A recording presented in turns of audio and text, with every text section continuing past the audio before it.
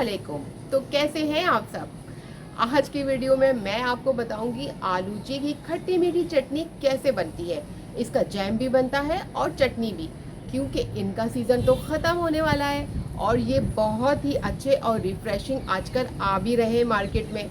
तो चलें चलते हैं वीडियो की तरफ।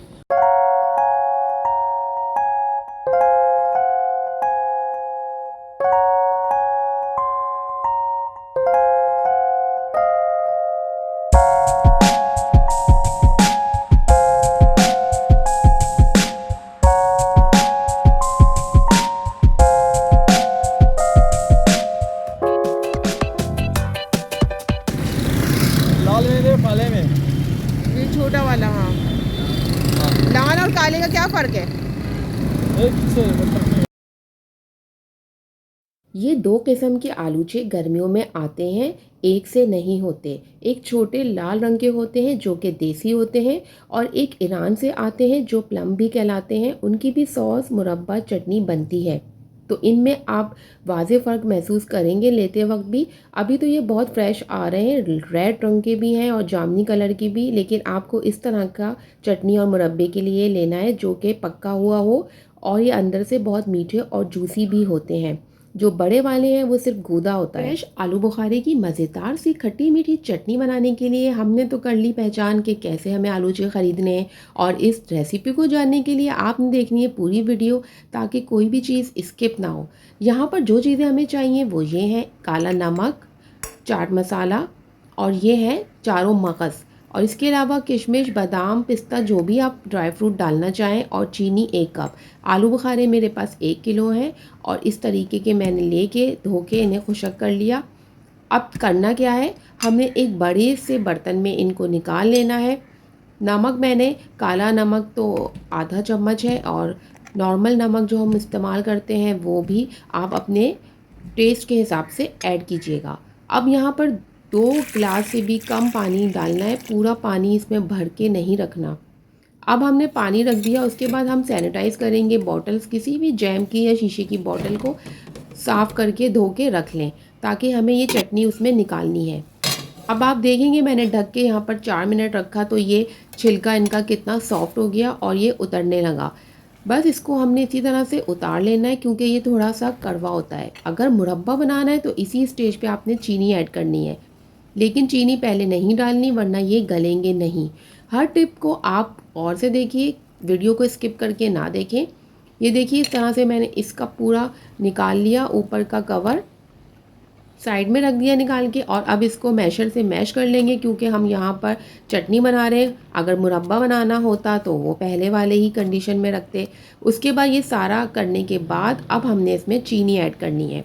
1 किलो में मैंने आधा किलो चीनी ली थी, और इसमें काला नमक ऐड किया था। आप अपने टेस्ट के हिसाब से डालिएगा। लेमन हम इसलिए डालते हैं कि इसको चीनी कैरेमलाइज ना हो और इसके अंदर डलों की सूरत में ना जमे। बीज निकाल के 1 नींबू इसके अंदर ऐड कर सकते हैं। अब यहाँ पर है मेरे पास सोडियम बाइकार्बोनेट, जो कि मीठा सोडा ही कहलाता है, और तबाशीर। इन दोनों को हमने क्या करना है, गौर से देखिए। ये हमने प्रिजर्व करनी है चटनी, इसलिए ये दोनों आधी आधी चम्मच पानी में मिला के इसमें ऐड करना है। अगर आपके पास तबाशीर ना हो तो ये किसी हकीम की दुकान से भी आपको मिल सकती है, या पंसारी की दुकान पे। तबाशीर के बहुत फ़ायदे हैं, मैदे की जलन में भी काम आती है और हाजमे की भी काम आती है। तो बस अब हमने इसको इसके अंदर ऐड कर दिया। अगर आपके पास लेमन नहीं है और प्रिजर्व करना है चटनी, तो आप सिरका भी 1 चम्मच ऐड कर सकते हैं। यहाँ पर हमने 2 से 4 मिनट रेडी होने के बाद सिरका डाला है। अगर आपको ये पतली लग रही है तो इसको थोड़ा सा और पकाएं। गाढ़ा होने पर इसको फिर हम निकाल लेंगे। हमारी चटनी यहाँ रेडी हो गई है। बस थोड़ा सा मैंने पिसी हुई मिर्चें इसमें ऐड की हैं।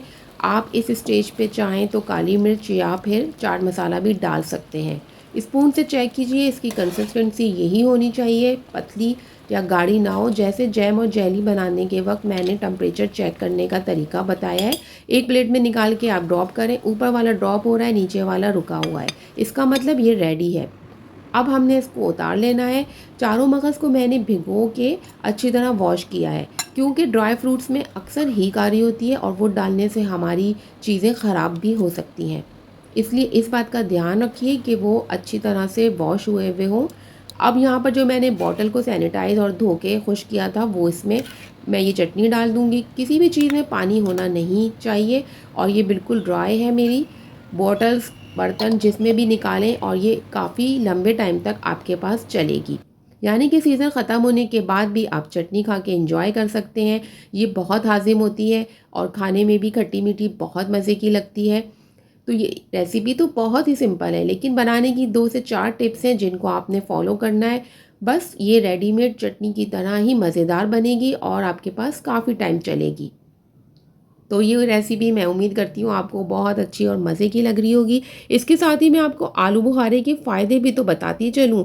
जी, आलू बुखारे के बहुत फ़ायदे हैं। ये यूरिन इन्फेक्शन और जिस्म की गर्मी के निकालने के भी काम आता है और जितना देखने में खूबसूरत है उतना ही खाने के बाद आपको भी खूबसूरत बना देगा। के साथ मुझे दें इजाज़त। अल्लाह हाफ़िज़।